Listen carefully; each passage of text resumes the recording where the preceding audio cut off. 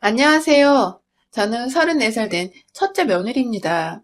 남편은 저보다 5살 많아요. 연애 한 2년 정도 하고 결혼한 지 3년 됐고요. 저 시집 오기 전에 시집은 제사를 위로 3대까지 모시던 집이었는데 어머니 아버지 요즘 누가 3대까지 모셔요. 그냥 윗대 조부모님만 모시면 안 돼요? 대신 정성스럽게 올릴게요. 갖은 애교를 떨고 연애 2년 동안 물밑작을 엄청 해서 간신히 할머니 할아버지 제사만 모십니다. 명절 차례와 두 분 제사 2번, 4번 상 차리는 거죠. 줄어든 만큼 명절 제사는 어머니와 정석권 준비하고 참석했어요. 어머니는 당신들 가시면 저를 맡기라고 하셔요. 처음에는 제사 줄이자 하는 저를 되바라지고 못마땅하게 보셨는데 일단 당신도 편하고 좋고 요즘엔 그렇게 용기 내줘서 고맙다고 하세요. 시아버지가 완강하게 반대하실 것 같았는데 또 며느리 될 내가 조곤조곤 부탁하고 연애할 때 제사상과 차례상 다른 부분 똑부러지게 차려내는 거 보시고 아, 제가 마냥 싫어서 내빼는 것은 아니구나 싶으셨던지 줄이는 거 오랜 고민 끝에 찬성해 주셨다고 해요. 저희 친정집도 저 어릴 적에 3대까지 모셨다가 줄였거든요. 괜찮아요. 줄여도 천벌 안 받더라고요. 시어머니는 부르릉 떨어질 줄 알았는데 시아버지가 그래라 하셔서 놀랍다고 하시더라고요. 그러면서 말씀하시길 할머니, 그러니까 어머니, 시어머니는 결혼하시고 바로 돌아가셔서 얼굴만 알지만 저 윗대 그냥 모르는 분들 관 속에서 백골 되신 분들이라 한 번도 못 본 백골 드시라고 제사상 차리는 자기 신세가 한심스러우면서도 상에 달라붙어 형제들 먹는 거 보고 씨름 잊으셨다고 하더라고요. 내 새끼 먹인다고 하고 그냥 하셨다고. 자기도 줄이자고 말이나 해볼 걸 하시더라고요. 편하죠. 평균 한 달에 한 번꼴 상다리 휘어지게 상차림을 3개월에 한 번으로 줄였으니까요.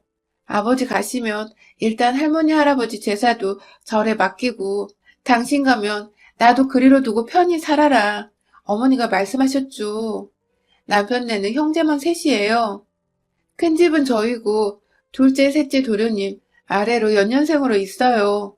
셋째 도련님은 유학 중이시고요. 저 결혼하고 3년째 될 무렵에 둘째 도련님이 여자친구 보여주겠다고 하더라고요. 도련님들이 저보다 나이가 많아서 남자라도 결혼할 시기가 되긴 했죠.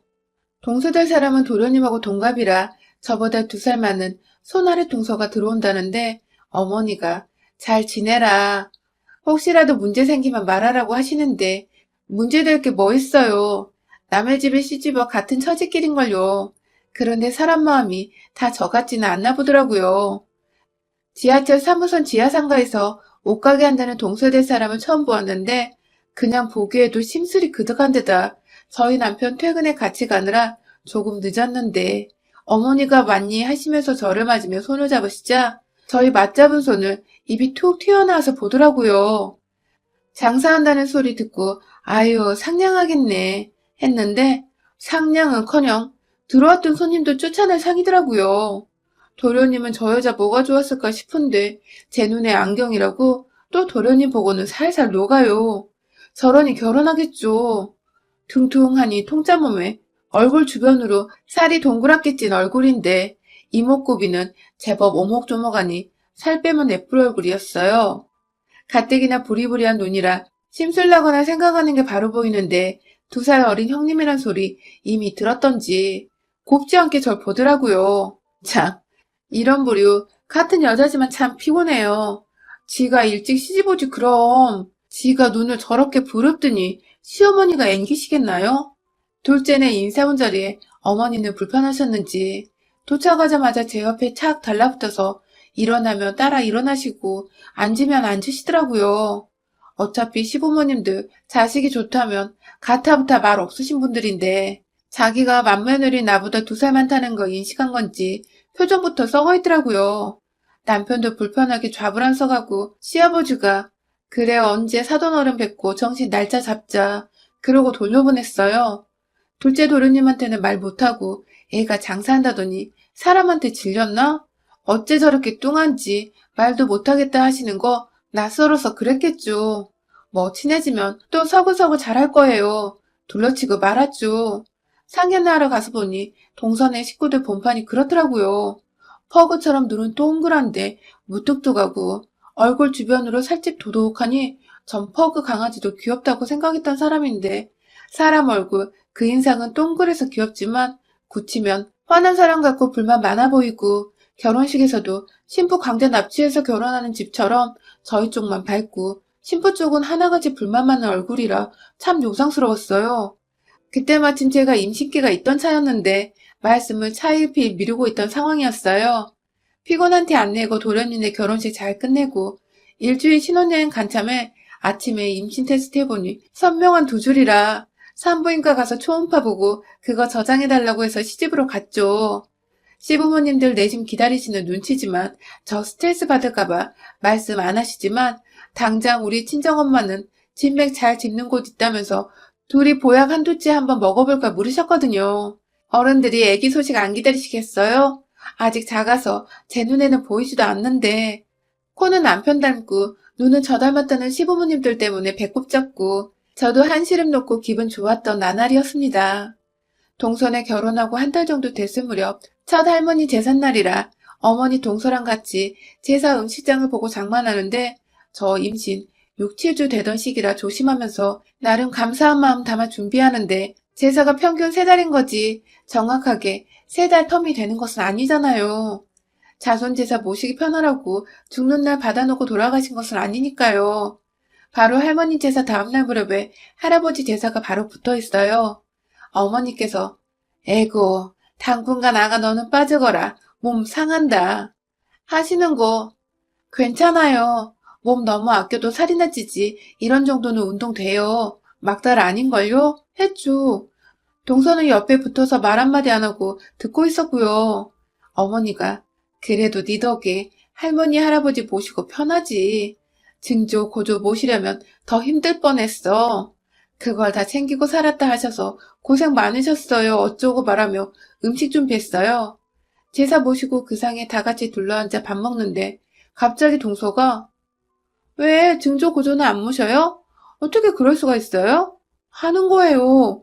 다들 띠용 해서 보는데 여지껏 모셨다가 형수 들어오면서 바로 윗대만 모시기로 했어. 엄마도 그게 편하고 요즘 세상에 제사 모시는 것도 용하고 정성 더 보태서 모시니 됐어.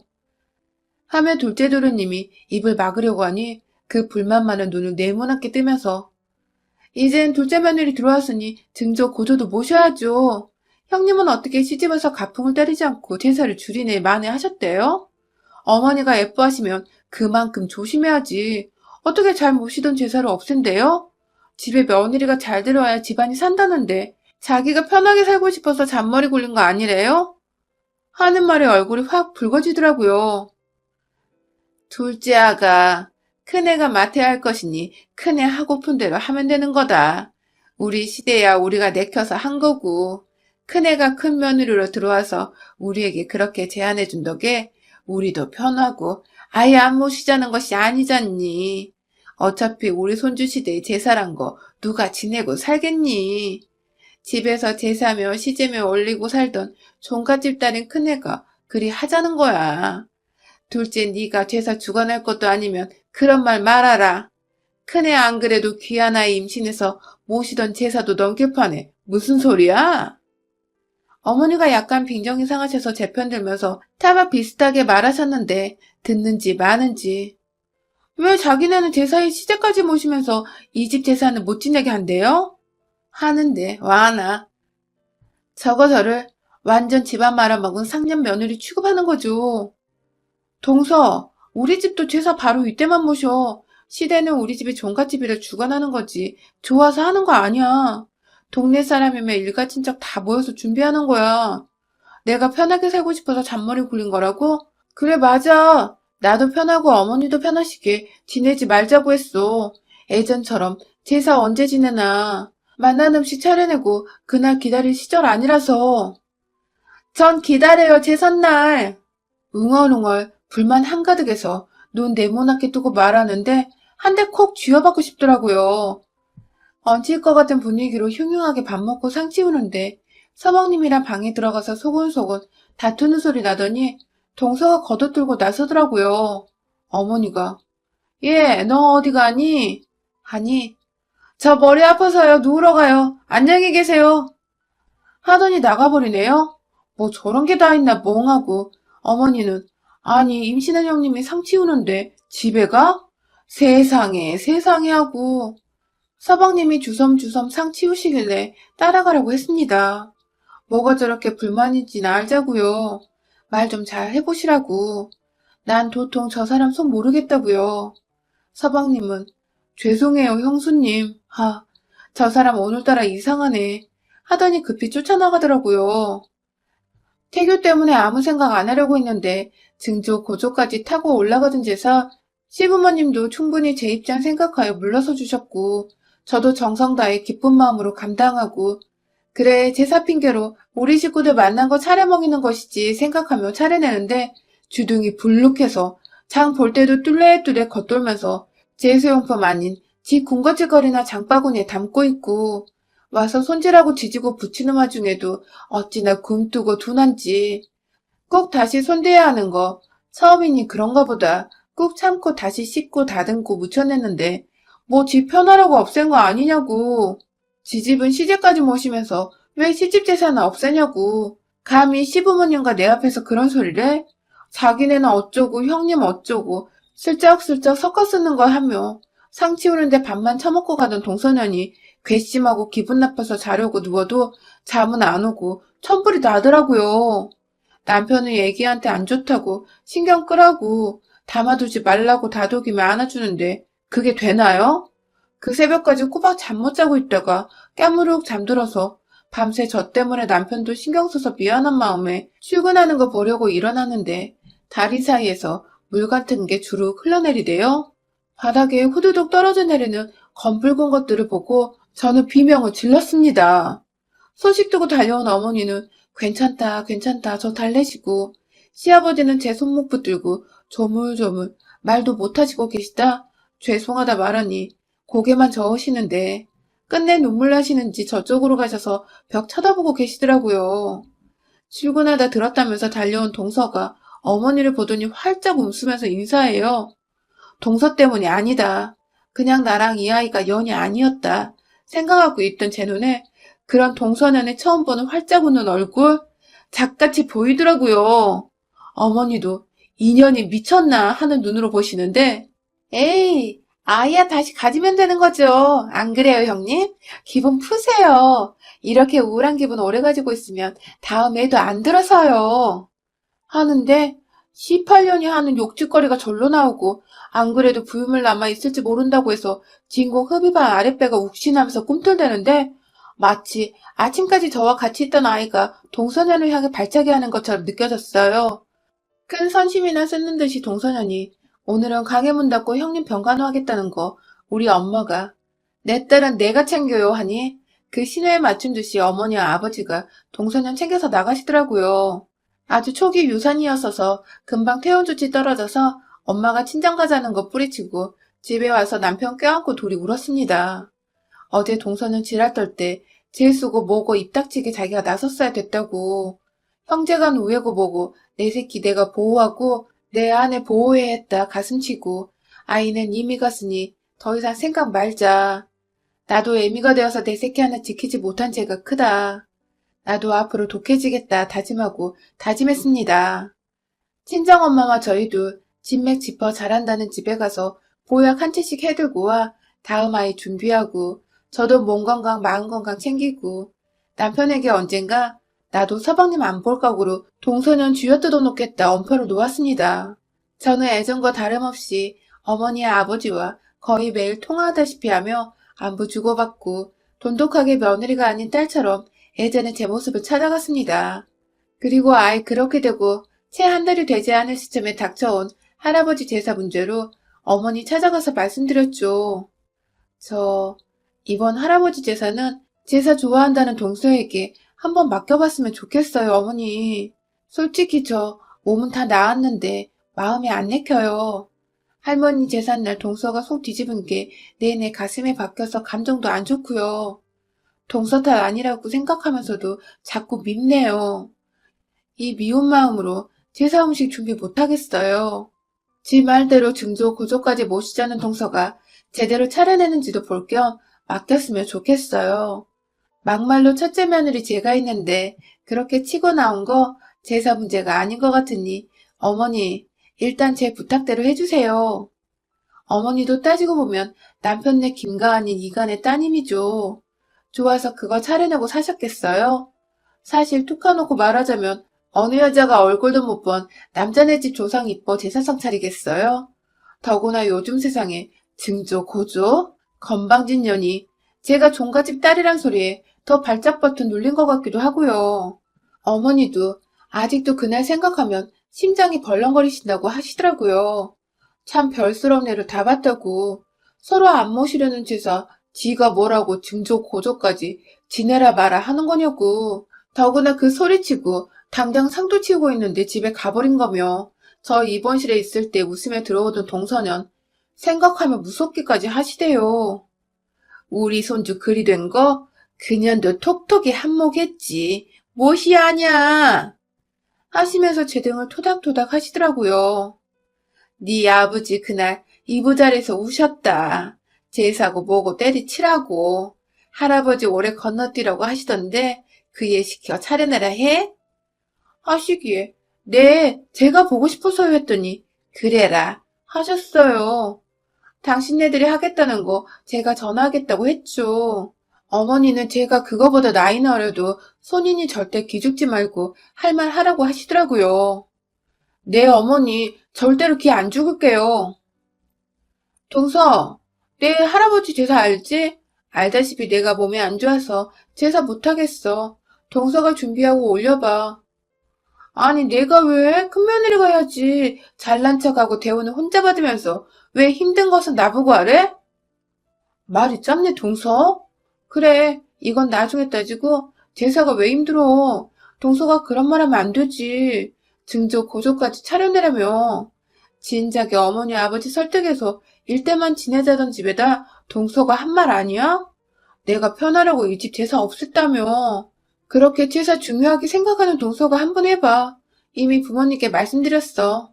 그렇게 하라고 하시네. 애 새끼 잘못되고 돌았니? 나 때문이라고 유산된 거라고 생각해? 니년이 등신인 걸 어쩌라고. 그 놓친 애들이 퍽이나 나한테 하라고 했겠다. 네가 할 거 나 시키고 칭찬 가로채려고 그러지? 쌍년아? 참 쌍스러워. 상정 안 하고 싶은데 생긴 대로 논다. 그거라니 이 사람아. 내가 너보다 윗동서야. 2살 아니라 20살이 많아도 내가 손윗 사람이야. 동서 때문에 애 새끼가 잘못됐겠니? 설마 못된 줄만 알았더니 자의식도 넘치네. 동서가 뭐라고 내가 동서 때문에 유산하겠어. 동서 시집 온 지 겨우 2달 됐나? 그 정도나 될 위치기는 해? 그리고 동서 좋은 말을 할 때 말버릇 고쳐. 나도 어차피 얘 그렇게 됐으니 이참에 손발 맞춰보자. 동서랑 손발이 맞아야 편하게 오며 가며 준비하지. 지랄하네.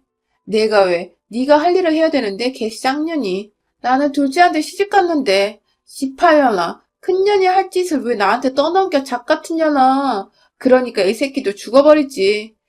시집 온 지 3년이라며? 개년아 기다려. 내가 애 새끼 뽑아내면 니년 찬밥 신세야. 참, 요즘 핸드폰 스마트폰 기능 좋아요. 요즘은요, 전화 통화가 자동 녹음이 돼요. 내가 녹음 버튼 누르지 않아도요. 화내면서 툭 끊고 던져버리지 마시고요. 그 토 나오는 기록을 증거로 남기고 싶으면 통화 녹음 저장을 누르면 된답니다. 네, 저도 그렇게 했어요. 혼자 듣기 아까운 이 통화 기록을 누구에게 보내줄까 하다가 동서에게 보내줬지요. 몇 분 후 동서년이 전화를 했어요. 와, 씨발년 봐라. 함정 팠냐? 뒷구멍 착한 척 하더니 걔 쌍년이 녹음 지워. 안 지워? 제사고 뭐고 니년이 다 해. 니년 다시는 애새끼 못 가지게 해줄까? 등신 같은 게 어쩌고 저쩌고. 적당히 녹음된 것 같다 끊고 통화 녹음 저장.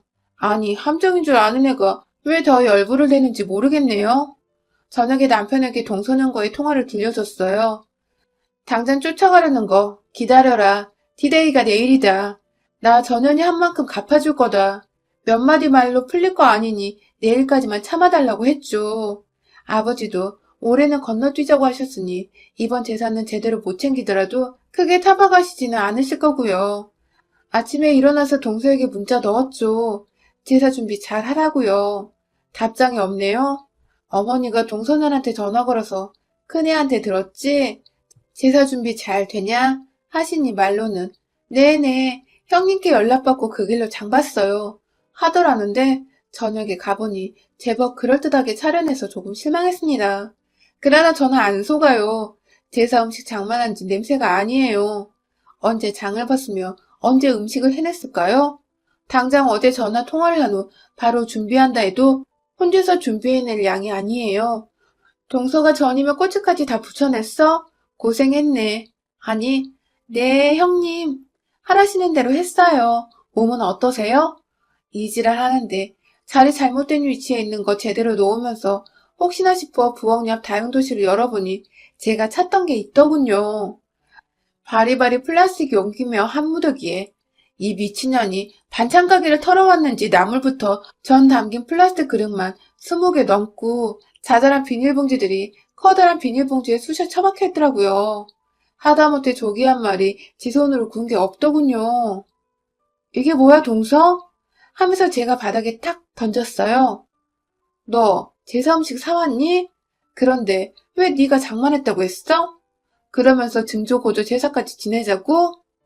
저도 모르게 기다리던 꺼리를 잡자마자 볼때기 살 두둑한 년에 귀싸대기를 올려붙였어요. 소리는 요란하지만 별로 안 아플 것 같아서 다시 한 대, 두 대 올려붙이는데 아, 왜 이러세요? 요년이 울부짖고 서방님도 형수님 왜 이러세요? 얼굴을 굳히며 저를 막아서자 남편이 서방님을 잡아챘고 저는 아, 왜 이러세요? 고작 이런 걸로 차려내면서 증조 고조 제사 살리라고 지랄을 했어? 이 개 같은 년이?